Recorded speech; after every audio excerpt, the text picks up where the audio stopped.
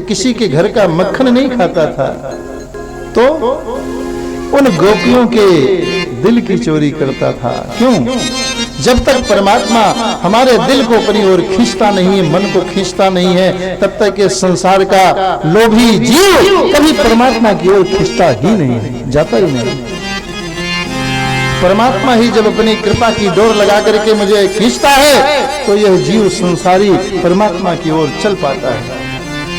अब तो नहीं, अब तो हमारी माताओं बहनों के गीत भजन भी अद्भुत हो गए, फिल्मी स्वर में हो गए, फिल्मी तर्ज में हो गए, जिनका कोई मतलब अर्थ नहीं, झूठा।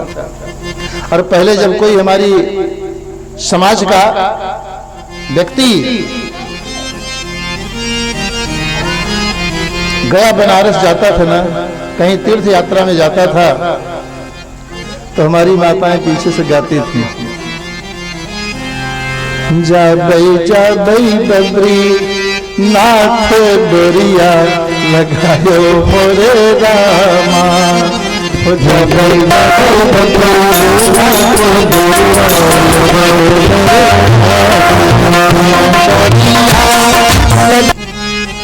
परंतु इन गोपियों में भी सब गोपियों का मक्खन नहीं चुराया भगवान ने, ये विडंबना है। सभी गोपियों का नहीं, कुछ गोपियों का जो उसकी पात्र थी। गोपियों में बिलग बिलग पात्रता थी, बिलग बिलग जूत थी, बिलग बिलग कर्म से आई हैं। गोपी किसी स्त्री का नाम नहीं है, किसी ब्रज की गोपी का नाम स्त्री का गोपी नाम नहीं है। गोपी एक भक्त का भाव है, एक स्थिति है, एक सोपान है। कुछ गोपियां जनकपुर की भगवती जानकी की सहेलियां हैं, कुछ नाग कन्याएं, कुछ देव कन्याएं, और कुछ गोपियां हैं दंडकारण्य बन के ऋषि मुनि। यह शरीर ही पुरुष और स्त्री का द्योतक है, पर जीव न स्त्री है न पुरुष है। जीव की संज्ञा स्त्री पुरुष से नहीं, जीव स्त्री मात्र है। उसका पुरुष तो केवल संसार के समस्त जीवों का, जीव रूपी स्त्री का पुरुष परम पुरुष परमेश्वर प्यारे। जगत के समस्त जीवों का पति वही है, जगत पति। शरीर से संसार में हम लोग स्त्री पुरुष बन बैठे हैं। तो ये दंडकारण्य बन के कुछ ऋषि मुनि हैं, गोपी वेश में आए हैं। क्यों? जब भगवान दंडकारण्य में पहुंचे ना, तो कुछ संतों की इच्छा हुई यह परमानंद रसपान करने का, मुझे पिला। भगवान ने कहा यह मर्यादा का अवतार है, एक पत्नी का धर्म निर्वाह करना है। अगर तुम्हें यह रस चाहिए तो पुरुष नहीं स्त्री रूप में द्वापर में आना, हम तुम्हें वो रसपान कराएंगे। वही दंडकारण्य बन के कुछ ऋषि मुनि गोपी में आए।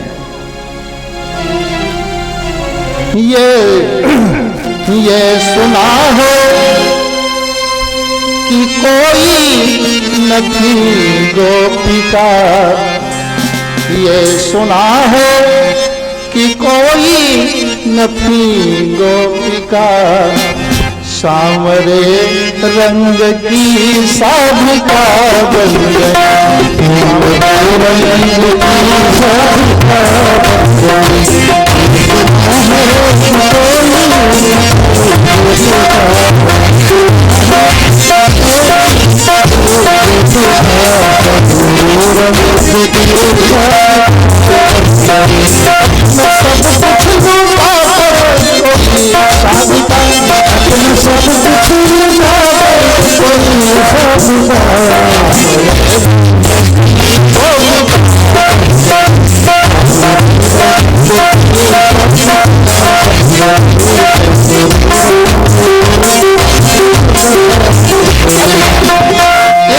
साधक की, भक्ति मार्ग के साधक की एक स्थिति है गोपी, जिसने अपना सर्वस्व परमात्मा के चरणों में निवेदित कर दिया हो,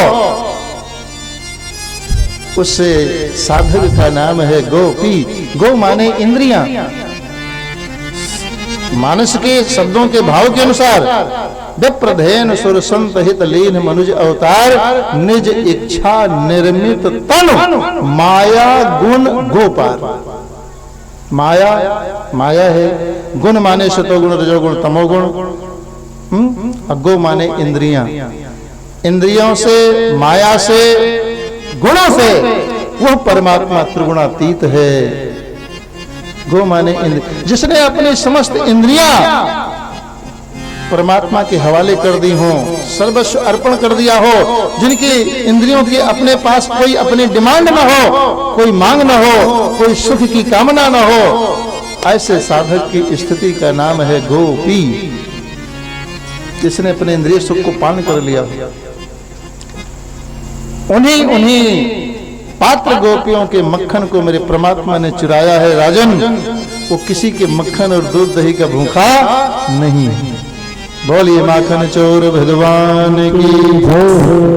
एकदा क्रीडमानास्ते रामाद्या गोपदारुका कृष्णोमृतम भक्षते वा नीति मात्रे निवेदयत्। एक दिन भगवान बलराम आदि कुछ गोपों के साथ क्रीड़ा कर रहे हैं और क्रीड़ा करते करते ब्रज की रजनी मिट्टी को खाने लगे। बच्चों का स्वभाव साथ में खेलते हैं और आकर के शिकायत भी करते हैं। कुछ गोप आए और मैया से शिकायत करी, अरे मैया तेरे लाला ने ब्रज रज खायो। मैया कहती मेरे घर में दूध दही की कमी है कारे, हमारे लल्ला मिट्टी क्यों खाएगा। एक ने कहा चल मैया दिखाऊं। हाँ चल। सांटी उठाई एक छोटी सी मैया ने और गई, देखा तो अभी भी लल्ला उठा उठा करके मिट्टी खा रहा है। पीछे से मैया ने कान पकड़ा, क्यों रे चटोरे, तेरा पेट कभी भरता भी है? दूध दही नहीं खाता और मिट्टी खा के पेट भरता है। भगवान मिट्टी खा भी रहे हैं और मुख में मिट्टी है भी, पर मैया से झूठ बोल गए। ना हम भक्षित वानम्बो, मैंने मिट्टी नहीं खाई अम्बो। तो कहा ये सब क्या बोलते हैं और मैं क्या देख रही हूँ? कहा सर्वे मिथ्या विशंसिना, ये सब झूठे। मैं भी झूठी। आज जिसने कहा वो भी सब झूठे। मैया कहती है तू ही हरिश्चंद्र पैदा हुआ हमारी कोख से भैया, बाकी सब झूठे। मुख खोल। भगवान भी कहते हैं यदि सत्य गिरस्तर ही समक्षम पश्य में मुखम, अगर विश्वास नहीं तो मेरा मुख देख ले। मैया कहती खोल। जैसे भगवान ने मुख खोला ना, उस मुख में यशोदा मैया को कोटि कोटि ब्रह्मांडों के दर्शन होने लगे। सात समुद्र, नदियां, पहाड़, तीनों लोग, 14 भुवन, तो उस मैया के छोटे से मुख में। अब मैया ने खोपड़ी पकड़ी, मेरे लल्ला के मुख में ये नदी पहाड़ कहां से आ गया भाई?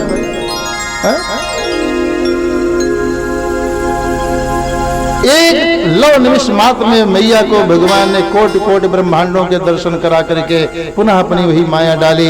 फिर मैया ने उठा करके गोदी ले लिया। बड़ी बड़ी आंसू भगवान रोते रहे। मैया ने देखिए ये है मातृत्व भाव। देख रही है मैया के मुख में मिट्टी अभी भी है, पर कन्हैया को रोते हुए जब देखा तो गोदी उठा के और कहने लगी नहीं लल्ला तने मिट्टी नहीं खाई। इस प्रकार परमात्मा, परीक्षित जी का प्रश्न हो गया मिट्टी क्यों खाई परमात्मा ने? भगवान ने कहा कि पूर्व जन्म में त्रेता युग में इस धरती मैया ने भगवती जानकी को जन्म दिया था, इसलिए आज मैं इनको अपने मुख में धारण करके और अपने उस ऋण से उड़ हो रहा हूं। इनको धन्यवाद दे रहा हूं, इनको बड़ाई दे रहा हूं। परमात्मा जो लीलाएं करना चाहता है ना, अभी कल भी चर्चा हुई, उसके अतिरिक्त कोई दूसरा जान नहीं सकता। अब एक दिन की बात है, एकदा गृहदासीशो यशोदानंद गेहिनी और कर्मांतर नियोक्तासु निर्ममंथ स्वयं दधि। यानि यानि गीतानि तद बाल चरितानि च दधि निर्मंथने काले अस्मरन्ति तान्य गायत। एक दिन मैया दासियों को किसी अन्य कार्य में लगाया, स्वयं दधि मंथन करने बैठ गईं। इतने में कन्हैया, अच्छा क्या कर रही हैं? ये एक एक कथाओं से हम सबको एक तात्विक भाव ग्रहण करना चाहिए। दधि मंथन करना कर्म है जीव का, कर्म करते रहो। लेकिन मैया कैसे कर्म कर रही हैं? मंथन करना जगत का कार्य है, लेकिन उस प्रत्येक कर्म के करते करते, और मैया दूसरा काम क्या कर रही हैं? यानि यानि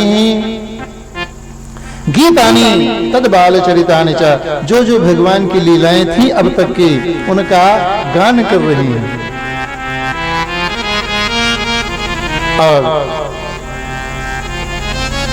दधि निर्मंथने काले अस्मरन्ति तानि गायत, मन से भगवान का स्वरूप का ध्यान करके मगन हो जाती। ऐसे मेरा लल्ला हंसता है, ऐसे चलता है ठुमक ठुमक करके, ऐसे करता है, ऐसे बोलता है, ऐसे, ये स्मरण है।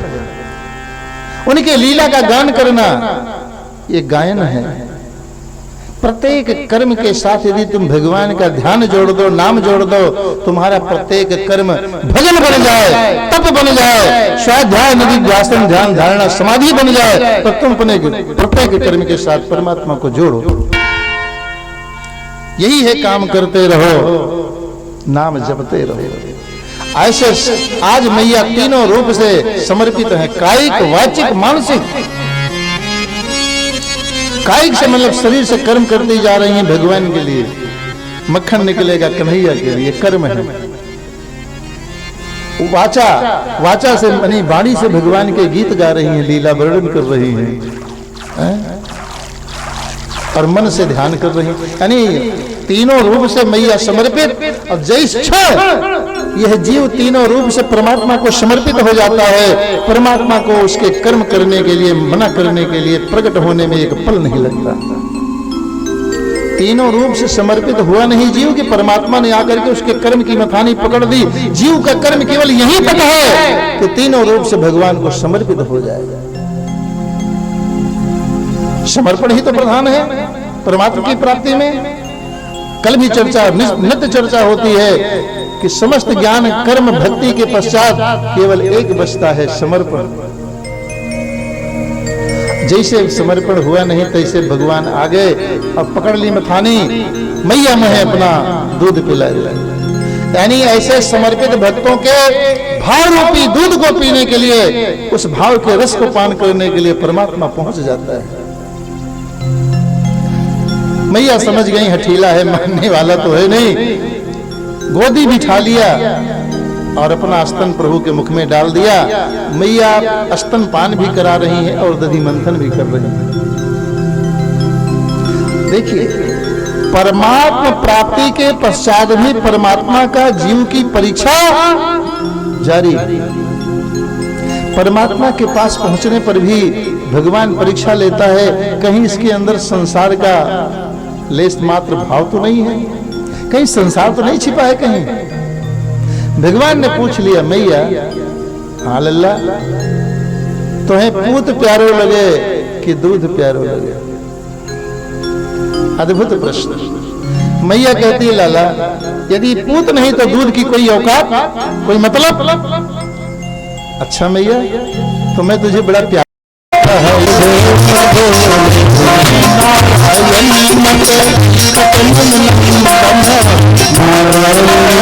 होने वाली नहीं। मेरा नन्हा सा लल्ला, तुमने जितना बता दिया उसमें से एक भी नहीं कर सकता है?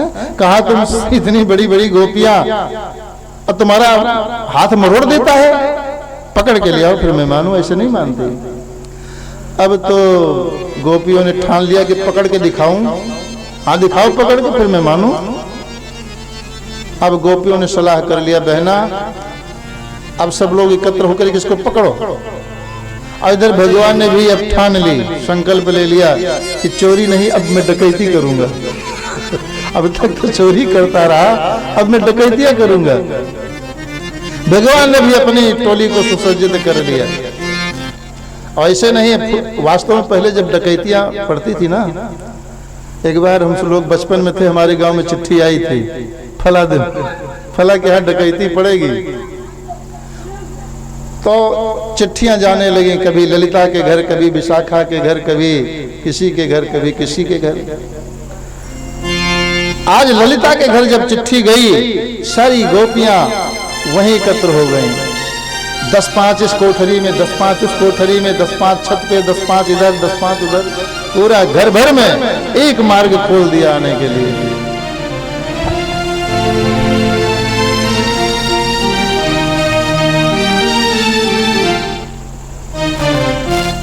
आवाज जैसे भगवान घुसे, सारी गोपियों ने जाकर के पकड़ लिया, लेकर के चली। चलो आज बताऊं, मैया मानती नहीं है।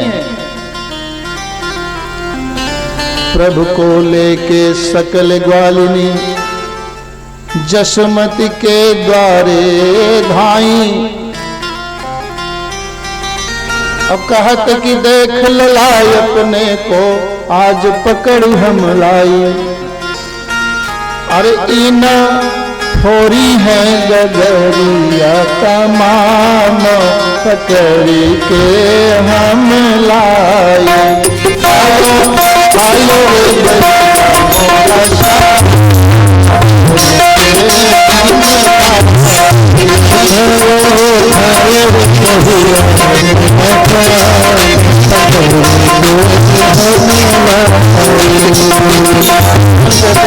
फंस गया मामला।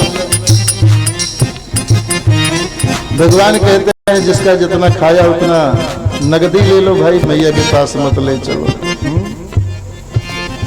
बोलने की थी ना, तब भगवान ने अपना ऐश्वर्य प्रकट किया। क्या? अरे ग्वालिन को पति जय सो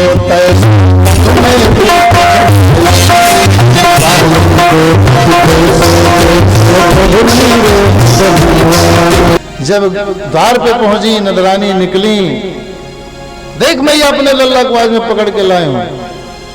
जय जय जय जय, वाह भाई वाह, घरे बिया बहुरिया पीपर। बोल वृंदावन बिहारी लाल की। तो अब जो है मैया जब निकली तो तब तो मैया ने देख हंसते हंसते जो है अपनी खोपड़ी पकड़ ली। किसको पकड़ रखा जरा देख। सुनत टेर ग्वालिन की मैया जसुमती द्वारे आई। और जब देखा कि अपने अपने पतियों को पकड़ रखा है, तब क्या कहती हैं? मद माती हो सतावत काम पकड़ के हमला।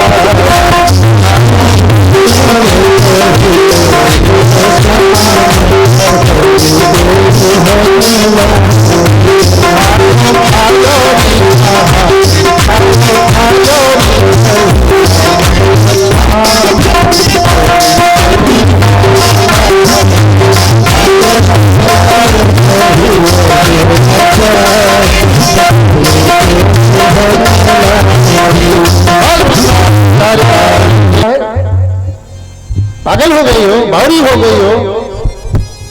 जब ग्वालिनी यूं करके देखती, अरे तब तो पांव तेरे सांप लौट गया। तुम कहां से आ गए जी? मैंने तो कन्हैया को पकड़ रखा था, तुम कहां से आ गए? गोप लोग कहते चलो घर तो लठ की भावरे हो, मैं फिर बताऊं। अरे भगवान, इतने में कन्हैया घर से निकला, मैया का आंचल पर। मैया ये सब कहाँ हो रही बहना, मैंने तो इसे पकड़ रखे तो घर से निकल रहा है। अब भगवान जब मैया की ओर देखते हैं या मैया देखते हैं तो रोनी सूरत। अब जैसे गोपियों की ओर देखते, एक एक से बदला लूंगा, एक एक से एक एक से। अब गोपियां निरुत्तर हो गई बेचारी, सिर नीचा करके अपने अपने घर चली गईं। और जाते समय अब भगवान किसी के घर जाना बंद कर के नहीं जाती। अब गोपियां श्याम सुंदर के लिए तड़पने लगी। जसुमती नंद दुलारे कब श्याम मिलेंगे, यशोमति नंद दुलारे। बोली माखन चोर भगवान की। कुछ दिन के पश्चात काले नालपेन राजर्षे रामः कृष्णश्च गोकुले, अघ्रष्ट जानभी पदभिर विचक्र मथुरंजसा।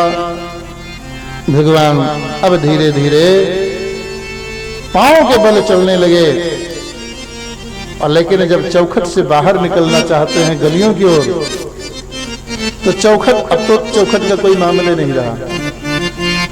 और ये भयंकर दोष है, वास्तु दोष। आजकल लोग चौखट लगाना बंद कर दिए घर में, एकदम सपाट, चाहे सांप घुसे चाहे व्यक्ति घुसे। इसकी पूजा होती थी, वास्तु पूजन के समय इसका बड़ा महत्व। चौखट पूजन हुआ करता था। जितनी जिसकी ऊंची चौखट, समझ लेना उसका, उसकी शोहरत, उसकी कीर्ति, उसका यश उतना ही ऊंचा। यहां तक चौखट का महत्व है। तो चौखट लांघना चाहते हैं पर लांघ नहीं सकते। कभी पेट रखते हैं तो लटके रह जाते हैं, पांव रखते हैं तो पीछे गिर जाते हैं। तो लांघ न सके मचायो रोदन। भाई बच्चा के पास क्या बल है? बाला नाम रोदनम बलम। रोने लगे प्रभु, दौड़ी हुई मैया आई। लांघ न सके मचायो रोदन, मत रोवे मेरो लाल काल ही, देहरी दही निकाल। दही फटवा दूंगी। अरे बड़ो कब हुई है मेरो लाल, बड़ो कब हुई है मेरो लाल, बड़ो कब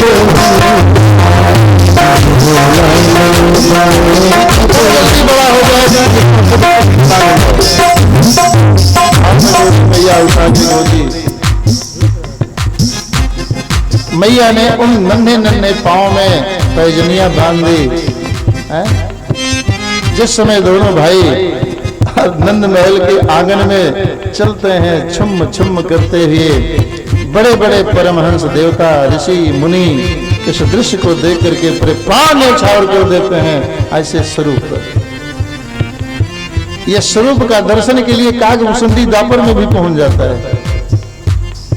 रामावतार में तो थे ही कागभूषुंडी जी, पर इस द्वापर में भी पहुंच जाते हैं ये लीला दर्शन के लिए, जूठन खाने के लिए। जूठन गिरे महा, हरे रुन झुन रुन झुन रुन झुन बाजे पग पैजनिया, अंगनैया बिहरे श्याम लला। रुन झुन रुन झुन रुन झुन बाजे पग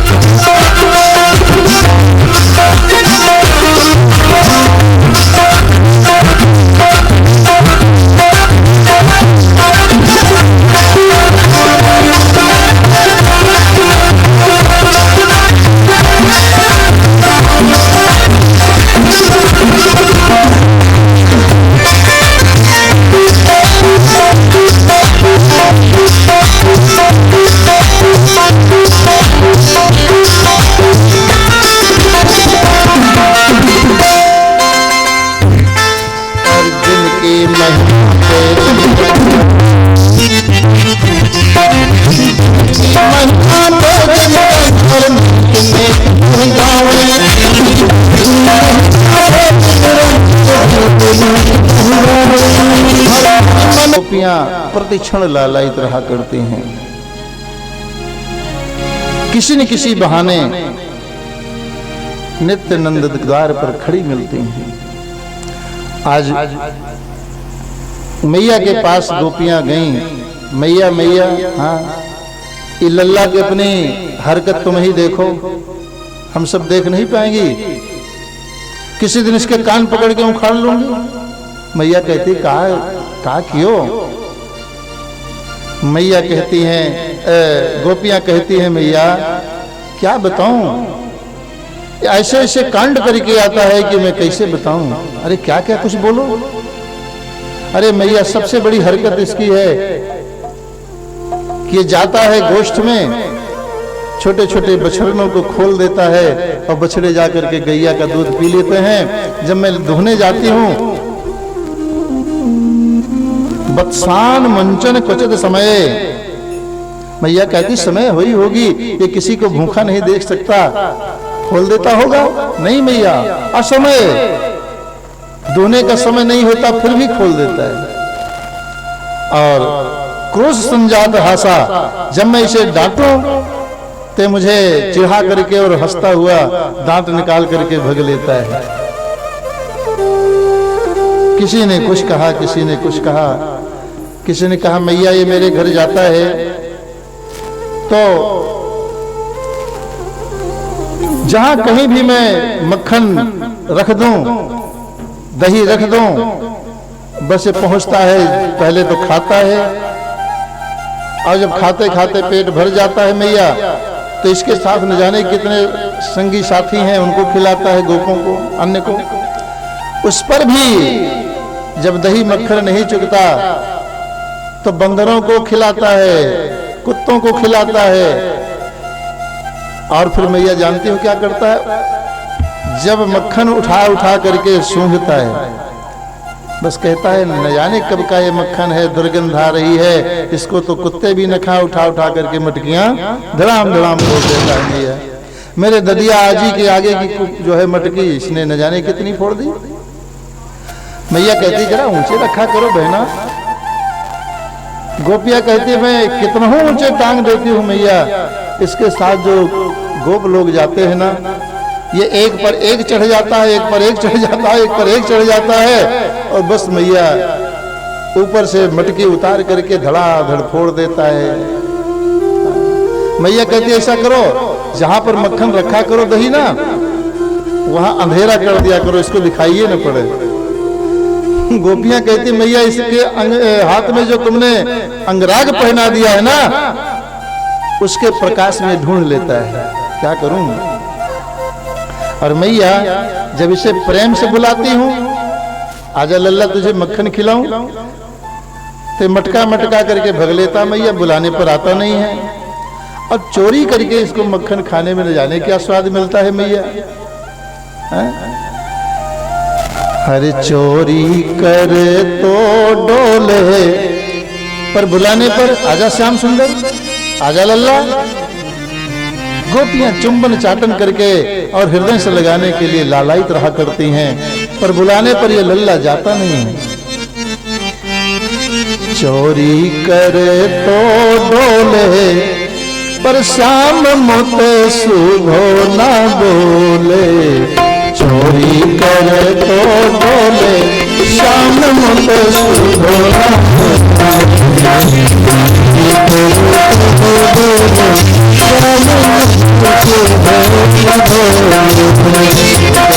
बोले मिया शोभन बोले,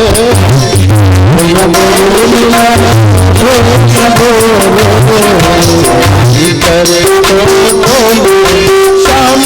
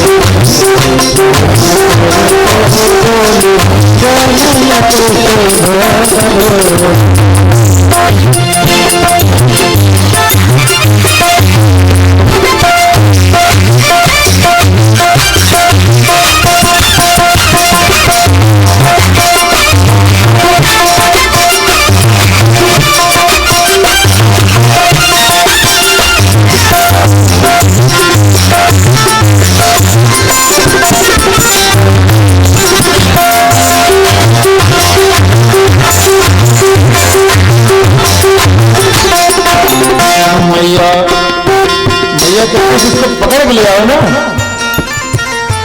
यही तो विडंबना है भैया। क्या जब मैं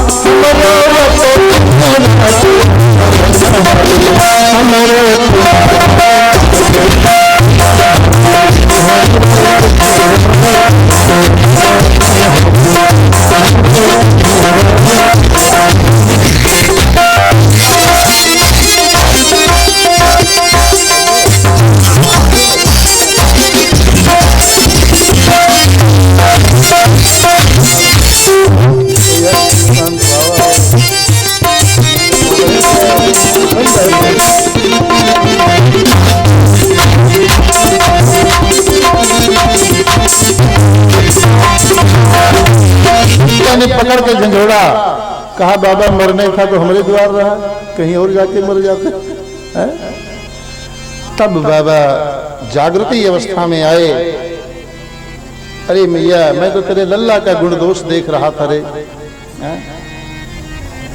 ध्यान अवस्था में परमात्मा से मिलन हुआ, मानो भगवान ने आश्वासन दिया कि बाबा अवश्य कृपा होगी, चिंता मत। इसी के लिए मेरा अवतार है ये कृष्णावतार, जो 24 अवतारों में एक अवतार है, इसको कृपा अवतार कहा गया है, रसावतार कहा गया, लीला अवतार कहा गया। इसीलिए इस भागवत पुराण का जो शब्द से संबोधन किया गया कि है क्या श्रीमद् भागवत, तो व्यास जी ने बताया ये रसो वही सह, ये वही रस है जिस रस के लिए यह जीव जन्म जन्मांतर कल्प कल्पांतर से पिपासित चला रहा है, ये वही रस है, रसावतार। तो हाँ हाँ मैया, मैंने तेरे लल्ला का गुण दोष देख लिया, मैं क्या बताऊं मैया। आसन वर्णाश्त्रयो ह्यस्य गृहणतो अनुयुगम तनु, शुक्लो रक्तस्तथा पीतो इदानीं कृष्णतां गतः, तेरे लल्ला का मैया हर युग युगांतर में जन्म होया करे, हर युग युग में। ये कभी शुक्ल वर्ण से अवतरित होता है, कभी रक्त, कभी पीत। इदानीम कृष्ण काम गतः, इस बार ये कृष्ण रंग से आया है, इसलिए इसका नाम क्या होगा? बोलिए कृष्ण भगवान की। मैया इसलिए भी इसका नाम कृष्ण, चूंकि इसका आभा जो है कृष्ण है, श्याम है, मैया इसे कृष्ण कहा जाएगा। इसलिए भी कृष्ण, इसलिए भी कृष्ण, क्योंकि कृष्ण माने होता है आकर्षण करने वाला। करसत आकर्षत इति कृष्ण, जो अपनी ओर खींच ले, बरबस ना चाहते हुए भी। जैसे पूतना को खींच लिया, पूतना मरने थोड़े ना आई थी, भगवान ने खींच लिया। करसत आकर्षित इति कृष्ण मैया, इसलिए भी इसका नाम। अरे मैया कहां तक बताऊं? इसका गुण, इसके नाम में आकर्षण, इसके रूप में आकर्षण, इसकी लीला में आकर्षण, इसके धाम में आकर्षण, और मैया इसके जन में आकर्षण। जो भगवान कृष्ण का जन बन गया, दास बन गया, सेवक बन गया, उसमें भी आकर्षण हो जाता है मैया। और कदाचित कोई निष्ठुर जीव इतने पर भी आकर्षित ना हो इसकी ओर, तो जिस जीव पर कृपा करता है, जिसको अपनी तरफ खींचना चाहता है मैया, इसके पास एक कटिया है, बंसी। तो जिसको चाहता है उसी अपनी कटिया से पकड़ के फंसा के खींच लेता है। बरबस जीव चाहे जितना छटपटाए, पर उसे खींचे बिना रह नहीं पाता, खिंचा हुआ चला जाता है। और वो बंसी ही वो कटिया है, भेड़, बंसी, मुरली, जो भी कह लीजिए। जिसके कानों में पड़ गई ना, गोपियां के कानों में पड़ी तो अपने आप को भूल गई। नीचे के वस्त्र ऊपर पहनना, ऊपर के नीचे पहनना, काजल लगाना चाहिए नेत्र में तो मांग में, सिंदूर लगाना चाहिए मांग में तो उसे आंख में, उल्टे सीधे भग लें जिसको। और इसी को अनेकों नाम से पुकार कहा गया है। कबीर साहब की भाषा में, शैली में, शब्द में इसी बंसी को अनहद नाद कहा गया। ये नित्य बज रही है, न जाने कब से बज रही है, आज भी अभी भी बज रही है और भविष्य में बजती रहेगी। सुनाई इसी को पड़ता है जो परमात्मा की कृपा का अधिकारी होता है। हरि गगन माँ घुंघरो बाजे मोरी गोइया, गगन माँ घुंघरो बाजे मोरी गोइया, गगन माँ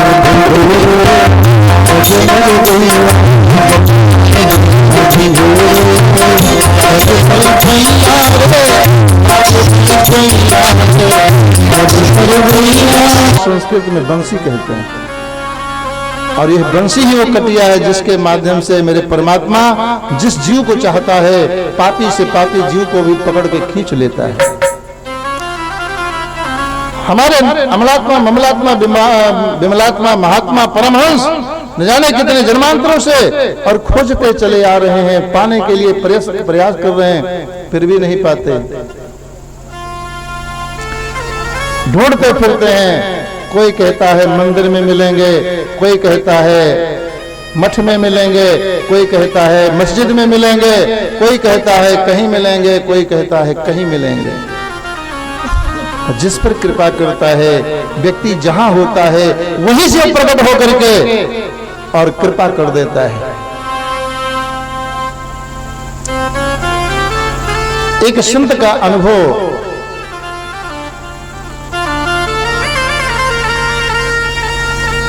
कि मोरा हीरा हेराई गयो कचरे में, मोरा हीरा हेराई गयो कचरे में, मोरा हेराई गयो पानी रिंगमाणो विजाग्रतु। भगवान कृष्ण और बलराम दोनों भाई आंगन में नंद महल में और बकैयां बकैयां चलने लगे।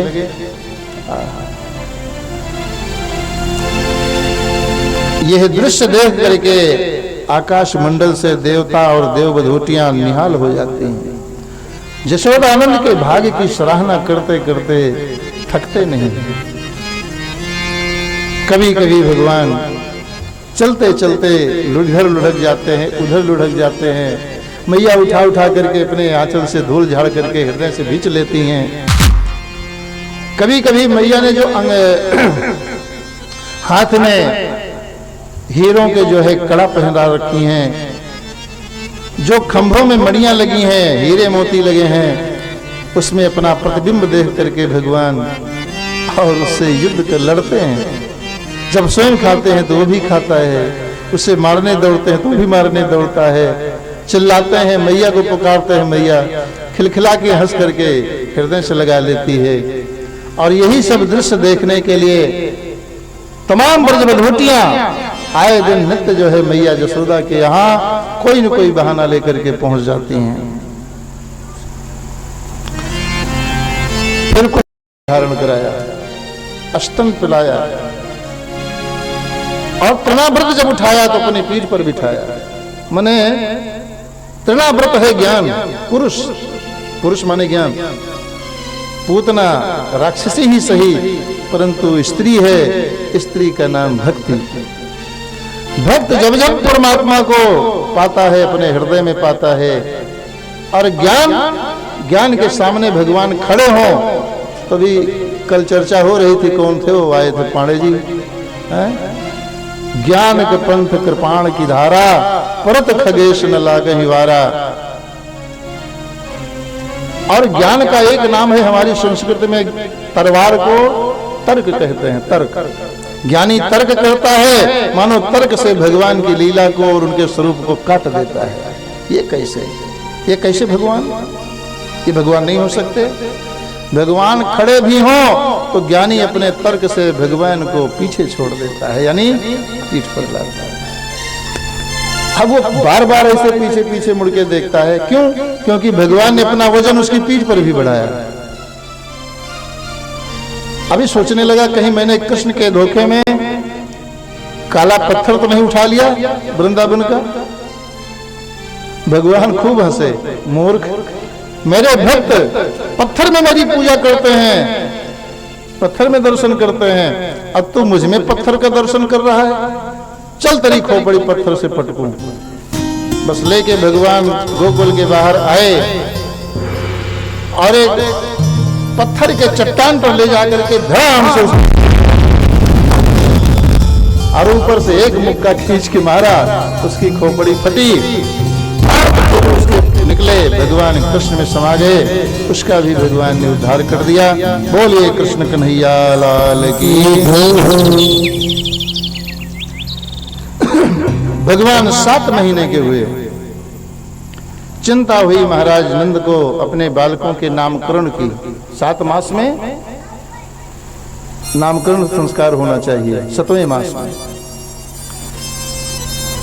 इधर वसुदेव जी को भी चिंता हुई, मेरे बच्चे वहां पल रहे हैं, 7 महीने के हुए, नामकरण होना चाहिए। तो यदुवंशियों के आचार्य हैं, पुरोहित हैं महाराज गर्गाचार्य, पहुंच गए। वसुदेव जी चरण पकड़ लिया। गर्गा पुरोहितो राजन और यदु नाम सुमहातपा ब्रजम जगाम नंदस्य और वसुदेव प्रचोदिता। महाराज आप तो सब जानते हैं, त्रिकालज्ञ हैं। नंद के यहाँ जो दोनों बालक पल रहे हो मेरे ही तो बालक हैं। हाँ, तो आप अभी तक उनका नामकरण नहीं हुआ है, आप जाकर के उनका नामकरण कर दो ना। और गर्ग बेचारे कब से लालाए थे, क्योंकि गर्ग जानते थे रहस्य कि ये दोनों कोई खिलौना नहीं, ये साक्षात परात्पर ब्रह्म है। 2 रूप लेकर के प्रकट हुए हैं। कब दर्शन मिलूं करूं, जानते हैं जब तक हरि कृपा नहीं तब तक जीव के सन्निकट परमात्मा होता हुआ भी और न जाने कितने युगों से दूरी बनी चली आ रही है।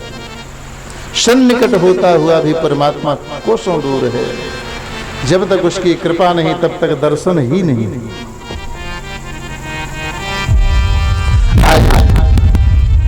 गर्ग महाराज बिल्कुल तैयार हो गए, चल पड़े, आए नंद द्वार। नंद ने स्वागत सत्कार करके आसन पर विराजमान किया। भगवान की इच्छा से जिस उद्देश्य को लेकर के गर्ग जी आए हैं और वही निवेदन नंद बाबा करने लगे। नंद ने हाथ जोड़ करके कहा कि हे ब्राह्मण देव, तुम ही ब्रह्म विधाम श्रेष्ठ, संस्कारां कर्तुमर्हसि, और बालयोर नयोर निराम, जन्मना ब्रह्मणो गुरु। मैंने सुना है शास्त्रों में महाराज कि ब्राह्मण जो होता है, जन्मना ब्राह्मणो गुरु, ये प्रत्येक अन्य 3 वर्णों का जन्म से ही वो गुरु होता है। ब्राह्मण जन्म से 3 वर्णों का गुरु कहा गया है। ऐसे तो हमारे गुरुदेव हैं, हमारे आचार्य हैं, हमारे पुरोहित जी हैं। कौन? शांडिल्य ऋषि। परंतु प्रत्येक ब्राह्मण अन्य 3 वर्णों का गुरु सदा रहा है, रहेगा। आप इनका नामकरण कर दो, आए हो तो। गर्ग जी ने कहा महाराज मैं कर तो दूं, लेकिन तुम्हारे पुत्रों का वसुदेव के होने का शंका है। किसे? कंस को। और कहीं उसे पता चल गया, और हम जदवंशियों के जो है आचार्य हैं, वसुदेव भी जदवंशी हैं, तो ये शंका हो जाएगी कि निश्चित ही वसुदेव के पुत्र हैं, तो तुम्हारे पुत्रों पर जो है प्राण भय उपस्थित हो सकता है। नंद बाबा ने कहा गर्गाचार्य जी, हम जैसे संस्कार जो होते हैं ना मार साहब, षोडश संस्कार यज्ञ के माध्यम से होते हैं। 16 संस्कार पुंसवन से लेके मृत्यु पर्यंत ये षोडश संस्कार हैं, ये यज्ञ के माध्यम से ही होते हैं 16। परंतु मैं कोई यज्ञ नहीं करूंगा, कोई उत्सव नहीं मनाऊंगा। आप तो क्या करो कि अलक्षितो शमिन रहसी और माम कई रपि गो प्रजे, अकुर्द जाति संस्कारम केवल स्वस्ति वाचन पूर्वकम। केवल आप गौशाले में थोड़ा सा जगह में साफ कर दूंगा और स्वस्तेन पूर्वक जो है मेरे बच्चों के नामकरण कर दो। गर्ग जी ने कहा तो कर देंगे। व्यवस्था हुई। महाराज गर्ग जी आसन पर विराजमान किए गए, स्वस्तेन प्रारंभ किया और कहा बच्चों को ले आओ। इधर रोहिणी और जसोदा मैया दोनों ने आपस में सलाह किया, बहन हाँ हमने सुना है गर्गाचार्य बड़ा भारी ज्योतिषी है, तो चलो आज इसकी परीक्षा ली जाए। कैसे? मेरा लल्ला तू ले ले, तेरा लल्ला मैं ले लूं। अगर ये ज्योतिषी होगा तो समझ जाएगा, और नहीं जाए तो फिर जानो पोगा पंडित है फिर समझो पोगा पंडित है। दोनों माताओं ने बच्चों की अदला बदली कर ली। रोहिणी नंदन जसोदा की गोद में, जसोदा नंदन रोहिणी की गोद में। बड़ा है रोहिणी पुत्र, उसे ले आओ। जैसे रोहिणी के पुत्र का नाम लिया, जसोदा मैया बलराम जी को लिए हुए पहुंच गईं। एक ही दृष्टि में गर्ग जी ने पहचान लिया, अरे मैया ये तो बच्चों की अदला बदली दिख रही है। अब दोनों माताएं आपस में, हम देखो बहन मैंने कहा था ना कितना बड़ा ज्योतिषी है, तुरंत पहचान गया। हाँ हाँ बाबा, हम दोनों बहनें बच्चों में कोई अपना भेद नहीं मानती, जैसे इनका बच्चा मेरा बच्चा, मेरा बच्चा इनका बच्चा। आप तो नामकरण करो महाराज। ठीक है। गुण दोष नेत्र बंद करके रोहिणी नंदन का जब अवलोकन किया, गर्ग जी ने तुरंत घोषित कर दी, क्या? अयम ही रोहिणी पुत्रो रमयनो सुहृदैः गुणैः और आख्यास्ते राम इति बलाधिक्याद बलम विदुः। मैया ये जो रोहिणी का पुत्र है, ये संसार के समस्त हृदय में ये रमण करता है। रमनते सर्वत्र इति रामः, इसलिए इसका नाम होगा। बोलिए राम भगवान की राम। मैया आख्यास्ते राम इति पर बलाधिक्याद बलम विदुः, ये इतना बलवान होगा कि संसार में इसके समान कोई बलवान नहीं। इसके नाम के साथ इसलिए एक शब्द और जुड़ेगा, लोग इसे क्या कहेंगे? बोलिए बलराम महाराज की। और मैया कभी इसका जन्म जो है कहीं अलग हुआ है, इसका संकर्षण हुआ है, खींच के एक स्थान से दूसरे स्थान लाया गया है, इसलिए इसका एक नाम और क्या? बोलिए शंकरषण देव भगवान की। मैया इसका आयुध होगा हल और मुसल, इसलिए इसका तीसरा नाम भी होगा। बोलिए हलधर भगवान की। और इसके बहुत नाम होंगे मैया, कहां तक गिनाऊं? अब मैया यशोदा, बाबा जल्दी से मेरे बालक का भी नामकरण कर दो ना। मैया लालायित हुई, कब मेरे बच्चे का नामकरण हो। अब भगवान श्याम सुंदर के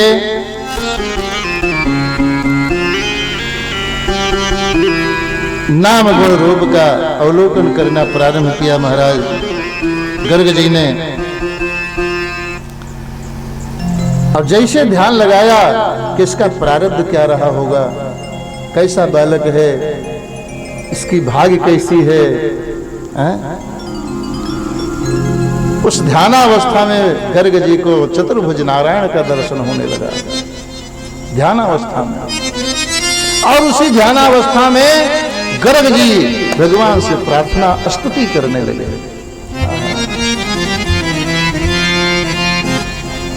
अहो हरि हरो विषम भवो पीरो। अहो हरि हरो विषम भवो पीरो।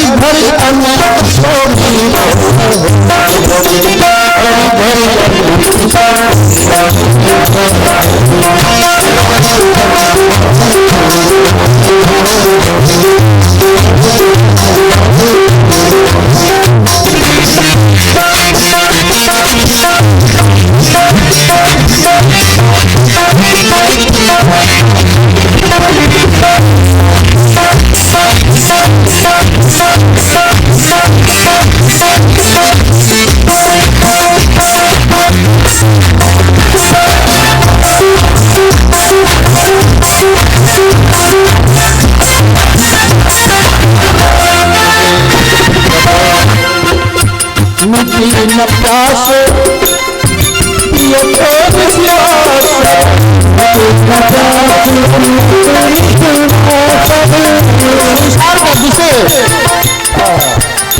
के पिपासित होकर के न जाने कितने जन्म हमने गंवाए, फिर भी यह प्यास बुझी नहीं।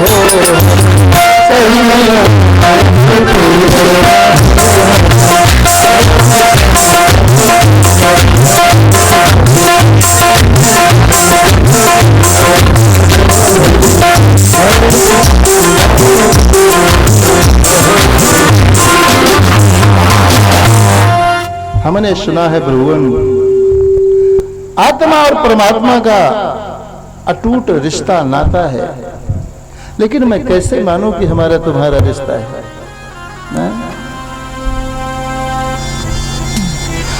अरे हम पल छिन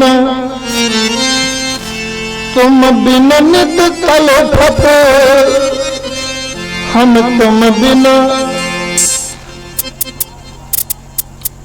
नित पल छिन तलफत, और तुम नहीं पूछत बात हरी हरी जी। हमरो तुम्हारो नाथ कवन हरी, हमरो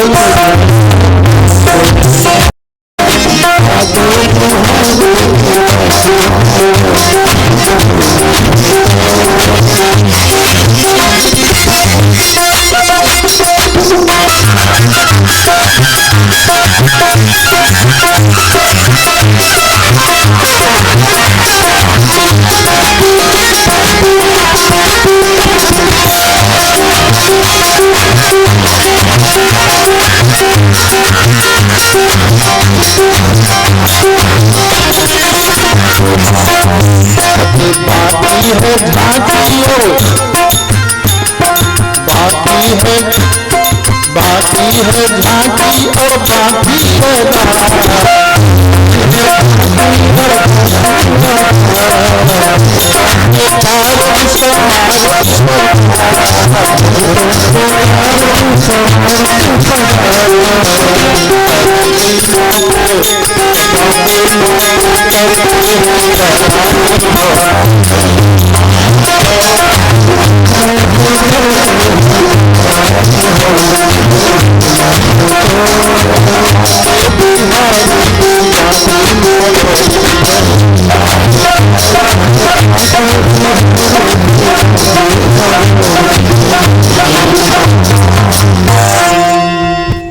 परमात्मा का स्वभाव है।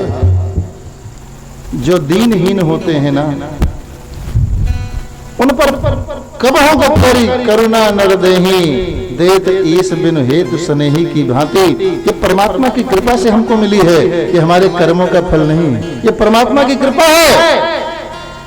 दया करके ये मानव शरीर मिली और इसको हम लोग मिट्टी में मिलाए जा रहे हैं। पर जब कृपा होगा भगवान की, इसीलिए समस्त कर्म करते रहना, जप तप ध्यान धारणा समाधि योग निधिध्यासन, परंतु परमात्मा की कृपा की अपेक्षा सदा बनी रहनी चाहिए। तो इस प्रकार जो है भगवान ने कृपा करके और से सदगति प्रदान की। इसलिए व्यास जी ने लिखा, कम्मा दयालुम शरणम ब्रजेम, ऐसा संसार में कौन जिसकी शरण ग्रहण की जाए। बहुत वृंदावन बिहारी लाल की। पूतना को भगवान ने सदगति प्रदान करी। सुखदेव स्वामी जी महाराज कहते हैं, इसी प्रकार परमात्मा नित्य नवीन लीलाओं के द्वारा माता यशोदा, बाबा नंद, गोप गोपियों, गोपों, गैयों, बछड़ों सबको परमानंद रसपान कराया करते हैं। एक दिन भगवान आज 3 महीने के हुए, मैया ने तेल फुलेल लगाया, काजल डिठौना लगाया और पलने में ओढ़ा दिया। जैसे मैया मुनि तैसे भगवान ने करवट बदल लिया। मैया उछल पड़ी खुशी के मारे, आज मेरा लल्ला अपने आप करवट बदल लियो। आज भगवान का वो जन्म नक्षत्र रोहिणी भी है। हम लोग तो अपने बच्चे का आजकल एक वर्ष में एक ही बार अंग्रेजी महीना में तारीख आ जाए बस, हम मैया अष्टमी आ जाए तो तिथि मनाओ, नक्षत्र आ जाए तो नक्षत्र मनाओ, बस कुछ कारण मिलना चाहिए। अरे तब तो मैया उछल पड़ी, आज मेरे लल्ला ने करोड़ बदल लियो, आज इसका जन्म नक्षत्र भी है और मैं उत्सव मनाऊं। नाई को बुलाया, गोकुल भर में बुलावा दे दिया। गोप गोपियां अपने अपने घर से उपहार लेकर के आने लगी। मैया ने लल्ला को सुला दिया आंगन में। अब जो गोपी आवे वो भगवान के दर्शन करके निहाल हो जाए, नृत्य करने लग जाएं गोपियां। मैया ने कहा, बहनों शोर मत करो, लल्ला जग जाएगा। गोपियों ने कहा, जी लल्ले सुलाना था तो हम सबको बुलाया क्यों? अब हम सब आई हैं तो गाएंगी नाचेंगी। मैया ने कहा, अच्छा तो रुको। पलना को ले जा करके अब द्वार पर एक टूटा छकड़ा पड़ा था, उसी पर आंगन के सारे बर्तन भांडे ला करके रख दिए। लल्ला का पलना भी उसी जगह पर रख दिया। अब गोपियां पहुंच करके और भगवान के गुणगान करने लगी, नृत्य गान करने लगी कि मथुरा में जन्मे कन्हैया। ये देववधूटियां ऊपर से देख करके और निहाल होती जा रही हैं। गोपियों का वेश धारण करके उन गोपियों में आकर के मिल गईं और भाग्य की सराहना करने लगी कुलवासियों की कि मथुरा में जन्मे कन्हैया, बधैया गोकुल में बाजे। मथुरा में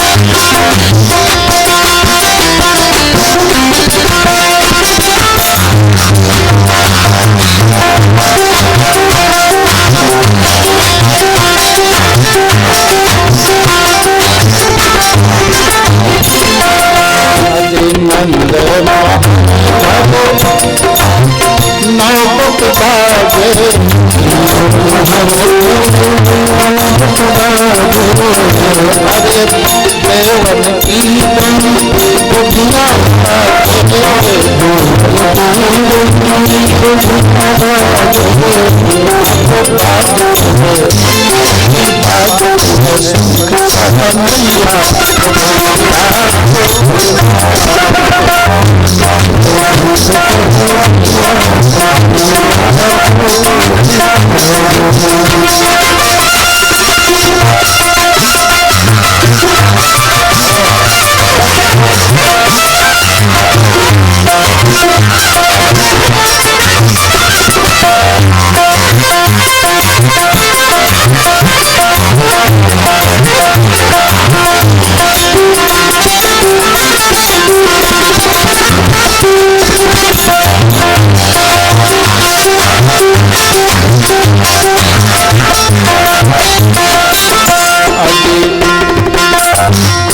बधोती और देव बधोती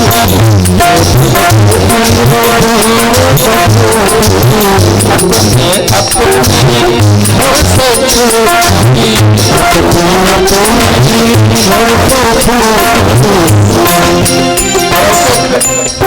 खाली नहीं गावत है गीत मैया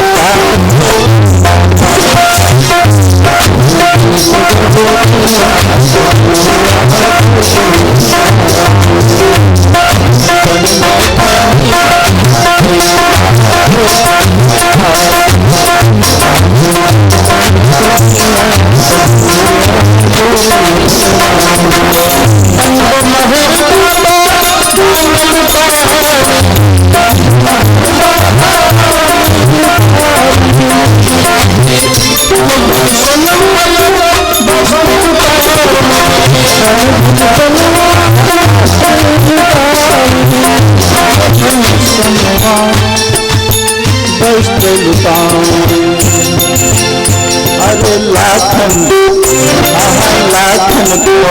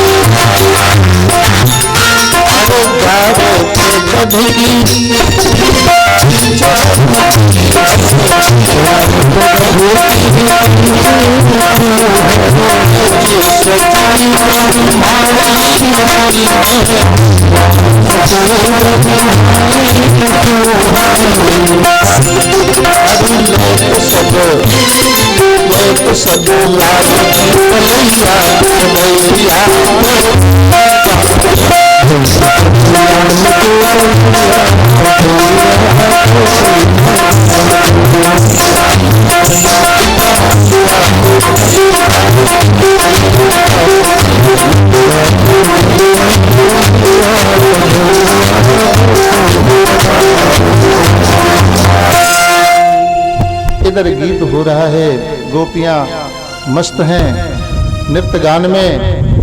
दधी और हरिद्रा की कीच मची है नंद द्वार पे। इतने में भगवान के नेत्र खुले और रोने लगे, परंतु किसी ने नहीं सुना। इतने में भगवान की दृष्टि पड़ी तो टूटे हुए छकड़े पर एक बिना शरीर का राक्षस आकर के बैठ गया था। भगवान ने उसे एक लात मारा बढ़ा करके अपना लात, और वो छकड़ा सहित आसमान में उड़ा, नीचे गिरा, छकड़ा चूर चूर हो शरीर लेकर के प्रकट हुआ। भगवान को प्रणाम करके परीक्षित जी ने पूछा, महाराज ये कौन है? कहा ये हिरण्याक्ष दैत्य का पुत्र है जिसका नाम था उत्कर्ष।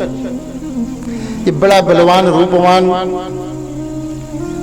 वृंदावन में लोमस ऋषि के आश्रम पर पहुंचता और वहां बढ़िया बढ़िया पुष्पों के, फलों के वृक्षों को अपने इन हाथों से धराशायी कर देता।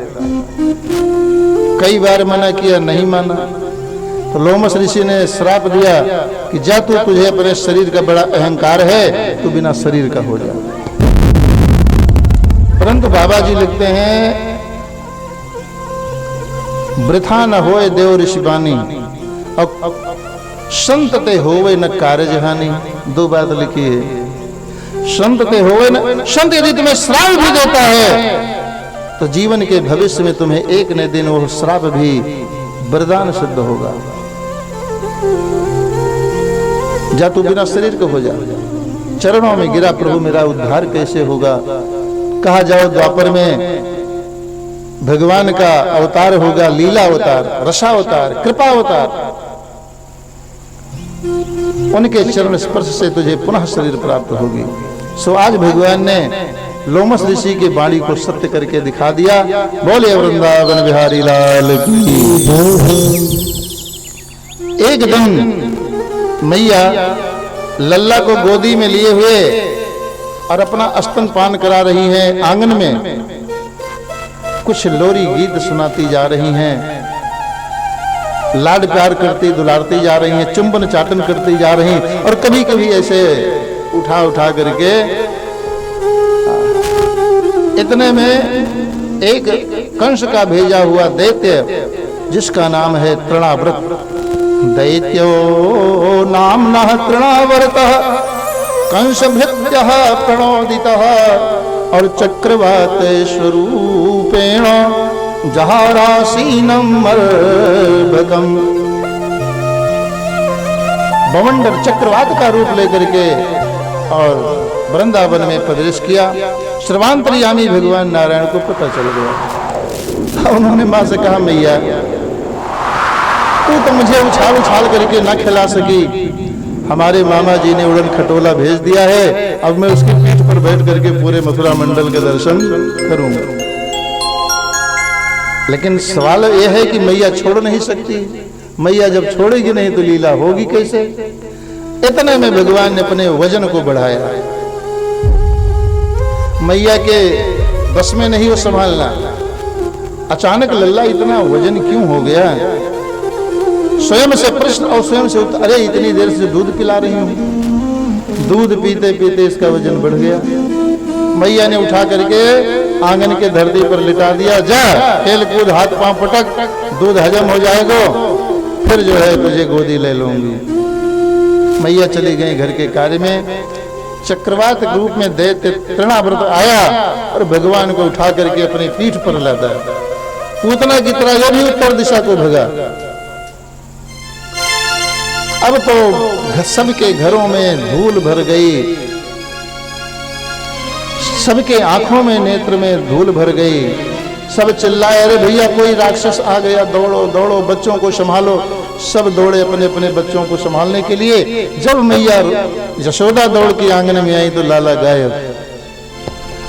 रोहिणी यशोदा मैया छाती पीट पीट कर फिर दहाड़ मार के चिल्लाने लगे।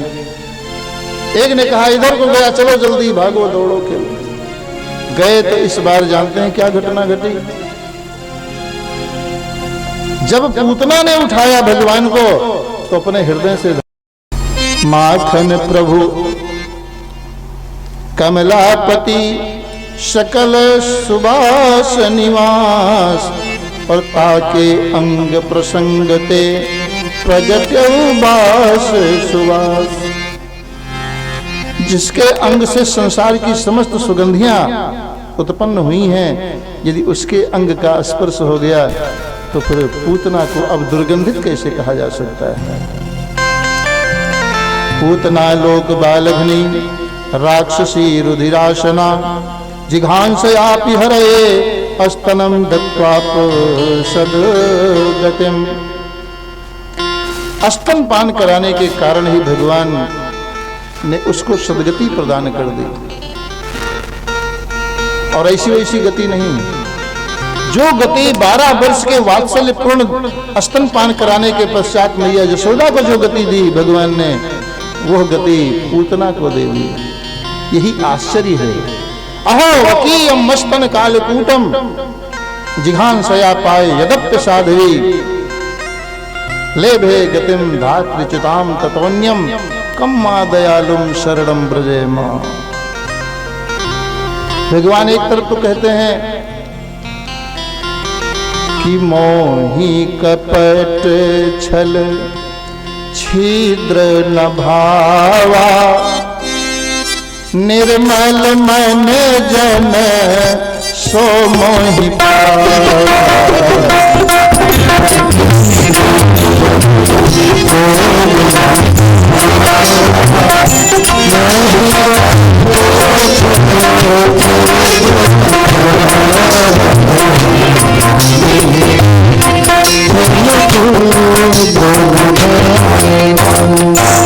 एक तरफ कहते मुझे पवित्रता पसंद है,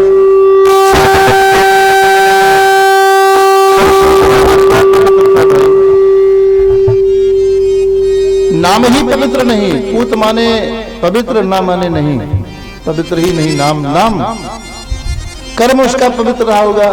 6 से 10 दिन के किसी न किसी बालक को नित्य खाती है, आहार बनाती है।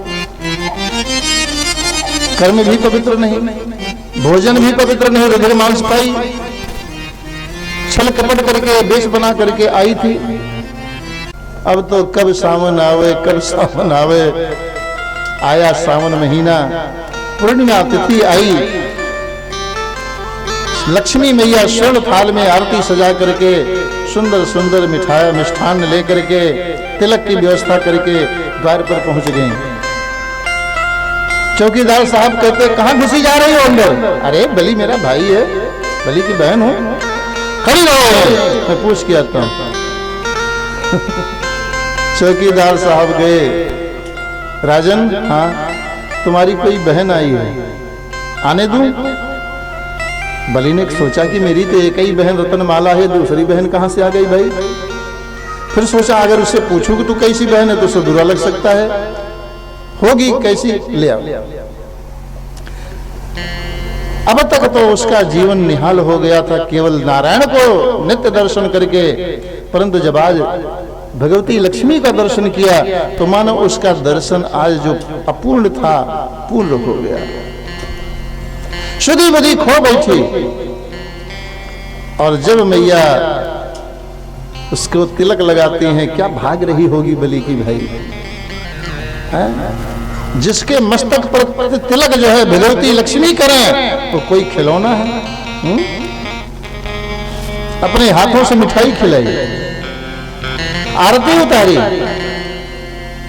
रक्षा सूत्र बांधा, और वहीं से मंत्र चल पड़ा।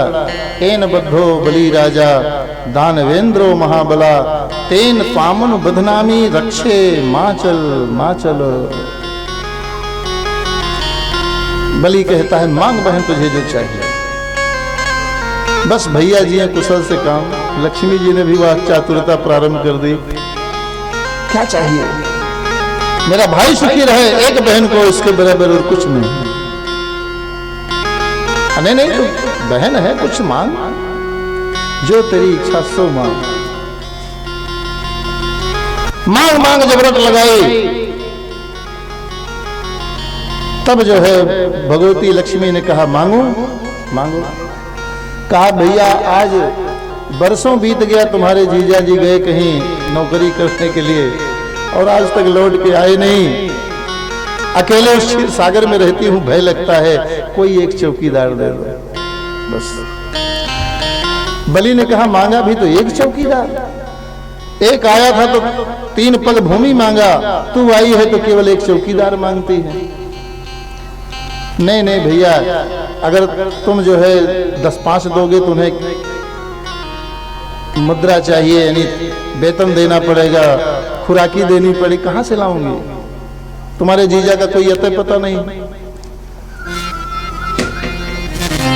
बुलाया समस्त चौकीदारों को जितने राजमहल में थे, खड़ा कर दिया सभा में, बहन तुझे जो चौकीदार अच्छा लगे उसी को ले जाए। जैसे लक्ष्मी जी ने उंगली उठाई, ये चौकीदार पैसे जो है बलि मूर्छित होकर के धाम से गिरा राज सिंहासन से नीचे। अब मैया पहुंची, अपने हाथों से उसका मुख धोया, आंचल से हवा करने लगी। वाह बलि, मैंने कहा तो था भैया मत दे। अरे नहीं बहन, तूने मांगा ही ऐसा चौकीदार जो इसका प्राण है बलि का, ये जीवित कैसे रहेगा? तो ना दो। नहीं, अब तो कह दिया ले जाओ। 1 वर्षों के बाद लक्ष्मी भगवती उसे नारायण को छुड़ा करके फिर ले गई उपहार में। उस समय जब वामन महाराज पहुंचे थे ना, तो यही रत्नमाला भगवान वामन को देख करके उसके मन में आया था, कदाचित ये मेरा बालक होता, अपना स्तनपान करा करके अपना जीवन धन्य कर लेते। भगवान ने कहा तथास्तु। और जब वही बलि को भगवान ने गरुड़ पास में बांध लिया, तो उसी रत्नमाला ने कहा, अरे बाप रे बाप, मैंने इसको अपना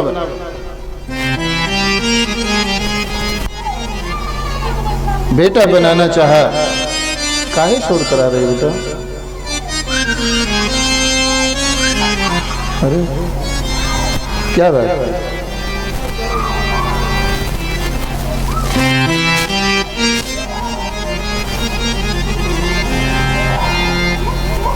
भज गोविंद गोविंद गोपाला, भज गोविंद गोविंद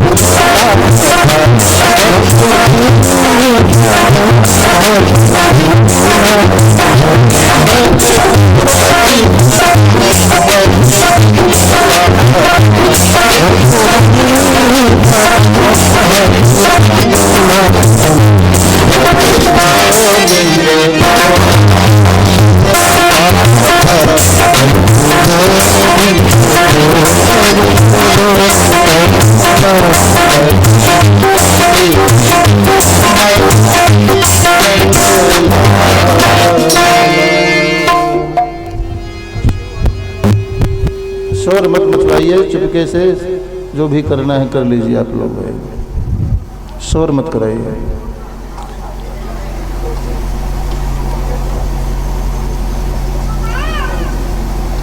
बोलिए वृंदावन बिहारी लाल की जय हो। तो उसी समय उसने कहा, अरे राम राम, इसको अपना बेटा बनाना चाहिए, मेरा बेटा होता और मेरे भाई को इतना दंड दे रहा है, तो उसे अपने स्तन में विष लगा के पिला के मार डालती। भगवान ने कहा, मैं तेरी ये भी इच्छा पूरी करूंगा।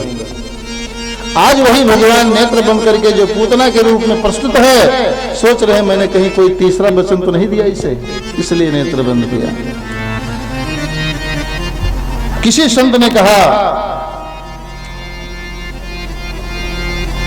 कि ये पूतना जो है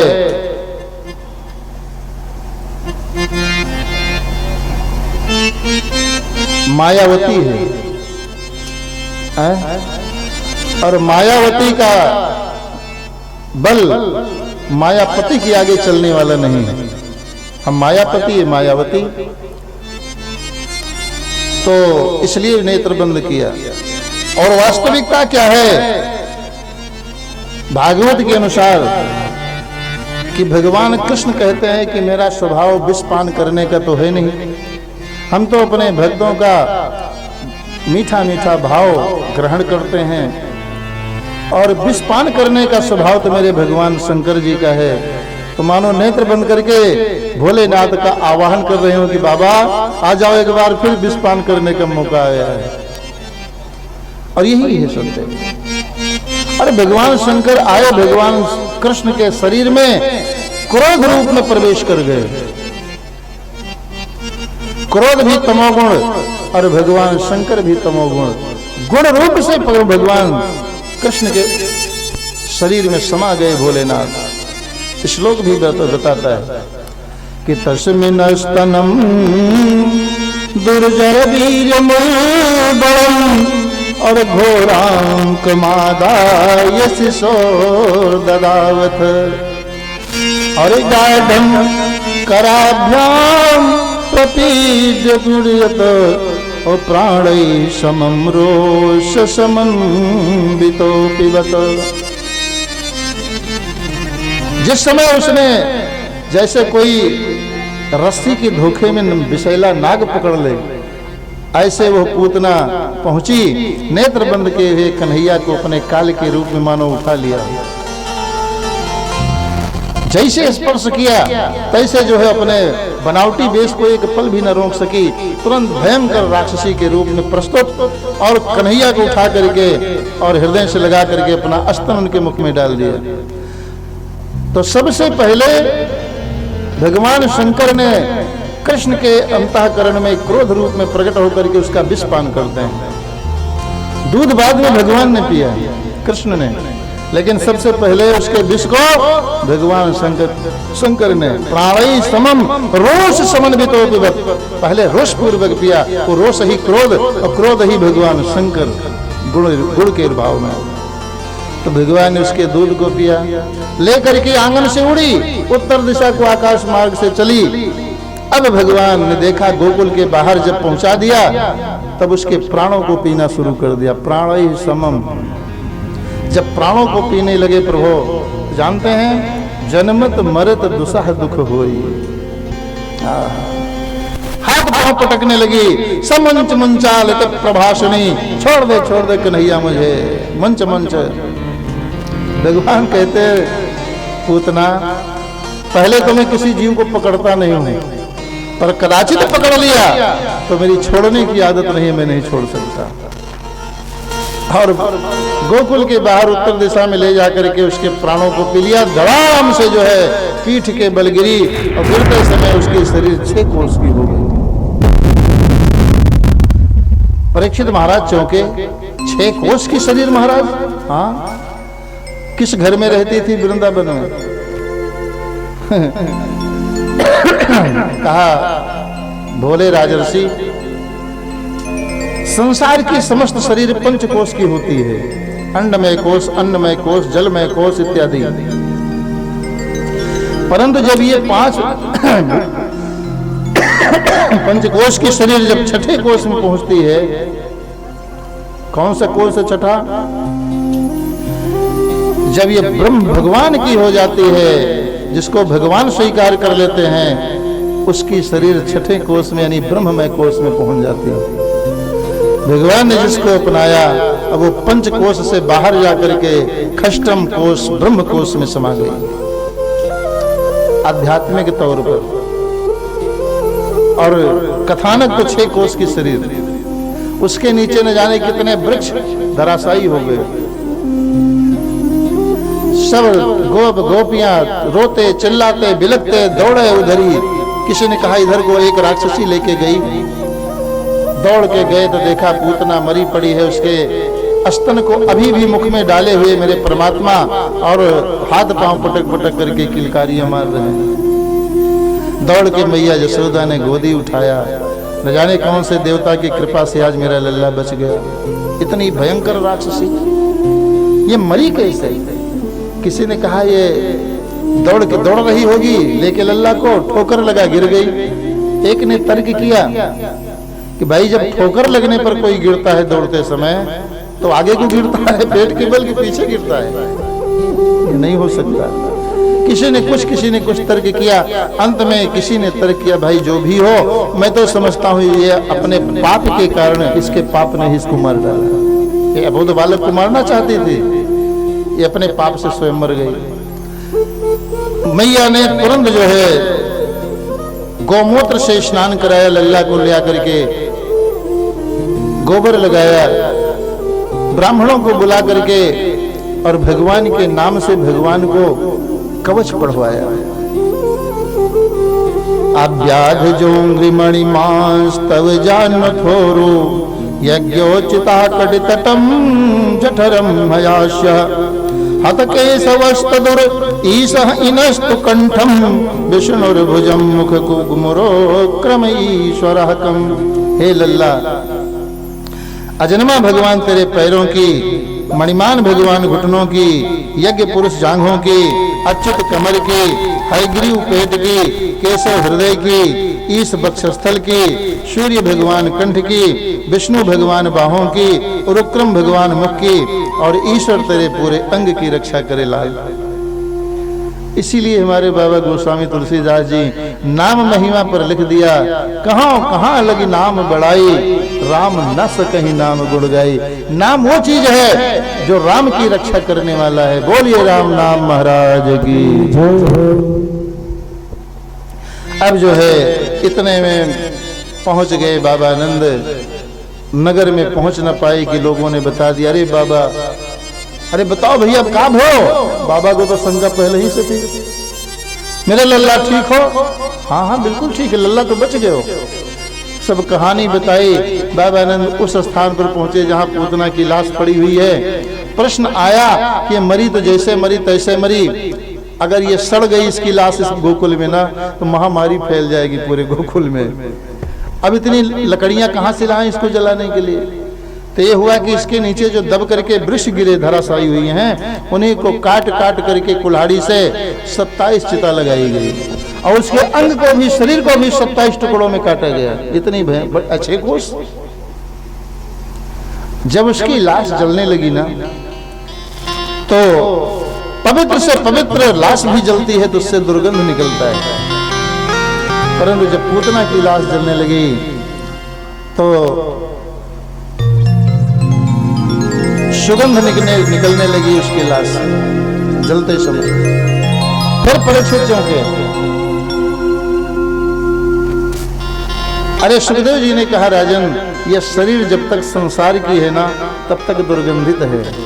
जब यही शरीर परमात्मा की हो जाती है, किसी ने परमात्मा को सौंप दिया या परमात्मा ने स्वयं स्वीकार कर लिया, तो वही शरीर सुगंधित हो जाती है। हर सोई सुंदर सोई सुभग शरीरा,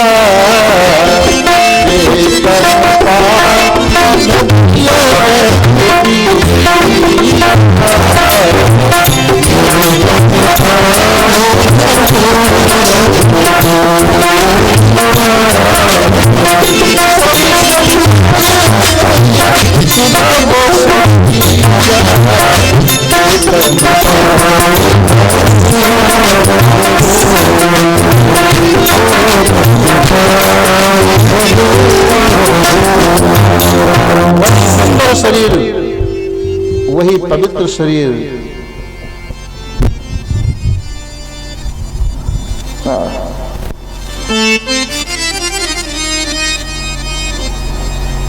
तो प्रभु को ब्रज बधूटियां और गोप बधूटियां आपस में गीत गा रही होती हैं भगवान कन्हैया के। इतने में पूतना विश्व सुंदरी का रूप धारण करके पहुंच गई। मैया अभी अभी लल्ला को तेल फुलेल लगा के, डिठौना लगा करके और सुला करके जो ही उन गाने वाली गोपियों के पास आना चाहती हैं, द्वार पर पहुंची। इतने में पहुंच गई। कहो बहन, कहाँ है तेरो लल्ला? मैया कहती हैं, बहन अभी सुला के आई हूं, जगइयो मत, जाके दूर से देख लियो, फिर जगह को फिर तेरी गोदी दे दूंगी। अब मैया ने कह तो दिया, अब सोचने लगी ये मुझे बहन कह रही है, न जाने कौन सी बहन है, मेरी तो कोई दूसरी बहन है नहीं। फिर सोचने लगी अगर मैं इससे पूछूं कि तू मेरी कैसी बहन है तो इसको बुरा भी लग सकता है। भाई कोई हमारे द्वार पर आवे और हमको भाई साहब कहे तो हम उससे पूछे कैसे भाई हो तुम हमारे, बुरा लगेगा। चलो जो अब सोचने लगी होगी कोई ममेरी फुफेरी मौसेरी कोई बहन होगी कहीं से रिश्ते में। मैया तो आई जो है उन गोपियों के पास बैठ के गीत गाने लगी स्वयं। आज भगवान मात्र 6 दिन के हुए, 6 दिन के। उधर पूतना जब पहुंची भगवान के पास, जो पलने में लिटाए गए हैं, भगवान कभी सोता नहीं है। जब भगवान सो जाता है तो संसार सो जाता है। भगवान का सोना ही तो प्रलय है, जगना ही सृष्टि है। जगत उसका खिलौना है। सोते समय वो अपने सारे खिलौने को अपने हृदय में धारण कर लेता है, उदृष्ट कर लेता है, बस सो जाता है। तो भगवान कन्हैया ने अपने नेत्र बंद कर लिए। सुखदेव जी महाराज जब ये बताते हैं तो परीक्षित जी का प्रश्न फूट पड़ा, प्रभु भगवान कृष्ण ने नेत्र क्यों बंद कर दिया? सुखदेव स्वामी जी महाराज कहते हैं, राजन, इस नेत्र बंद करने में हमारे मनीषियों के अनेक जो है कारण हैं, कई कारण कहे हैं। प्रथम श्री मद वल्लभाचार्य ने अपने सुबोधनी ग्रंथ में कहा है कि पूतना है अविद्या और भगवान है विद्या स्वरूप। विद्या के सामने अविद्या टिक नहीं सकती, इसलिए अपनी लीला ये कर नहीं सकेगी, लीला में बाधक हो जाएगा, इसलिए नेत्र बंद कर लिया, जो तेरी इच्छा सो कर। दूसरे, मानो नेत्र बंद करके भगवान पूतना के पूर्व जन्मों के कर्मों का लेख जोखा कर रहे हैं। आई है तो इसका उद्धार निश्चित है, पर ये उस लायक है कि नहीं, इसलिए नेत्र बंद किया। किसी ने कहा कि ये पूतना जो है पूर्व जन्म की बलि की बहन है रत्नमाला। जिस समय भगवान बलि के यज्ञ में पहुंचे हैं ना वामन रूप धारण करके, बलि का मन जो है खिंच गया उस स्वरूप की ओर, चरण की ओर, रूप की ओर। और जब उसने मांगने को कहा, मांगो ब्राह्मण देव तुम्हें जो चाहिए, बलि के द्वार पर आए हो, आज अगर तुम त्रैलोक्य की संपदा भी मांगो तो मैं देने से तुम्हें इनकार नहीं कर सकता। अब वो बावरा क्या जाने भगवान की माया से विमोहित कि आज वही लेने आए हैं। त्रैलोक्य की संपदा ही तो चाहिए, लेकिन धन्य है बलि। मांग मांग जब कई बार कहा तो वहीं पर बैठे थे राक्षसों के आचार्य गुरुदेव, कौन? शुक्राचार्य। वो बड़ी देर से देखने लगे बलि की भाषा को, सुन रहे हैं, देख रहे हैं, और ये कह रहा है मांगो मांगो मांगो। जब ध्यान लगा के देखा शुक्राचार्य ने तो दिखाई पड़ गए चतुर्भुज नारायण, ये और कोई नहीं वही है। बलि को मना किया है, बलि मांग मांग जिसको कह रहा है, जानता है कौन है? कौन है? बलि ने कहा ये बामन है। शुक्राचार्य ने कहा नहीं, बामन है, न 53 है, न 54 है, न 56 है, ये विष्णु भगवान है। तो कहा ये सब कुछ तेरा ले लेंगे, मांगने के लिए मत कहे, न देना कुछ नहीं।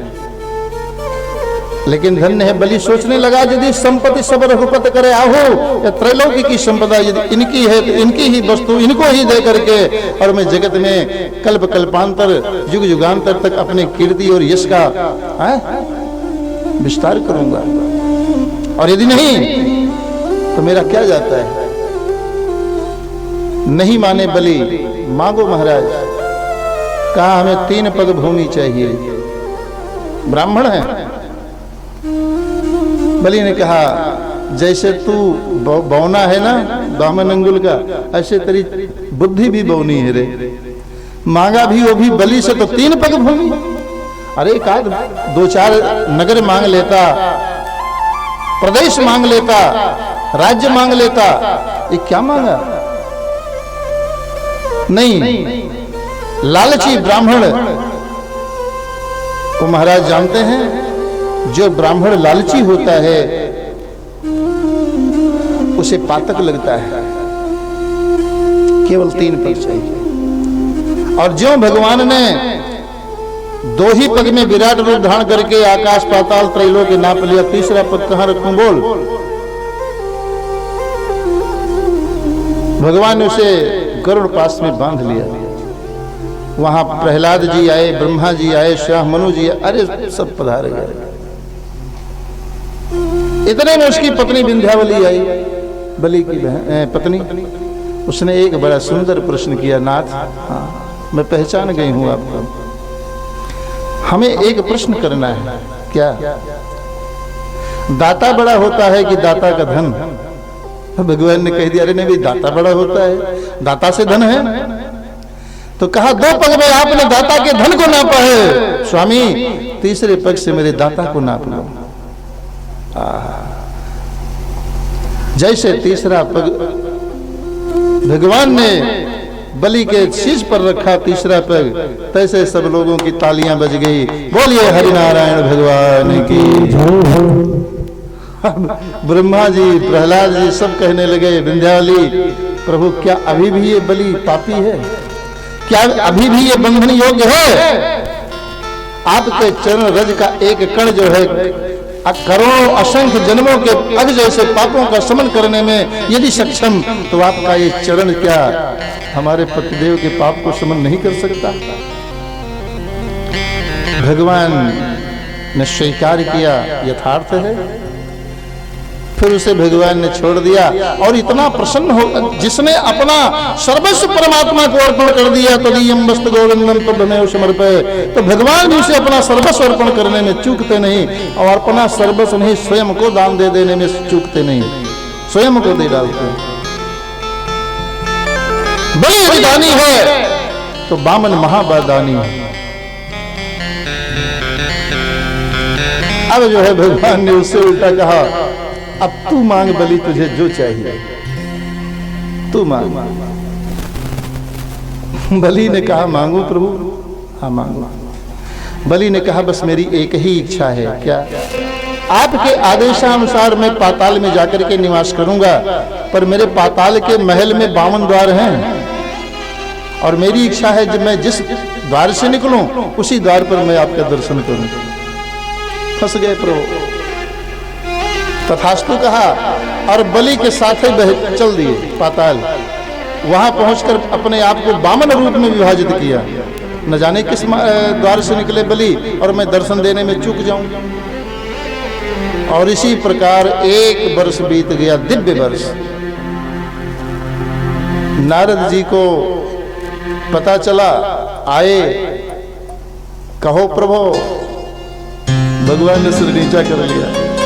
नारद जी तो विनोदी है ना, और पूछ लिया, भक्त के परीक्षा लेने में कुछ मजा आया प्रभु?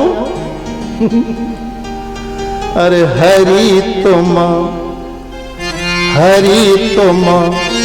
बल छल के काकी नो, हरि तुम बल छल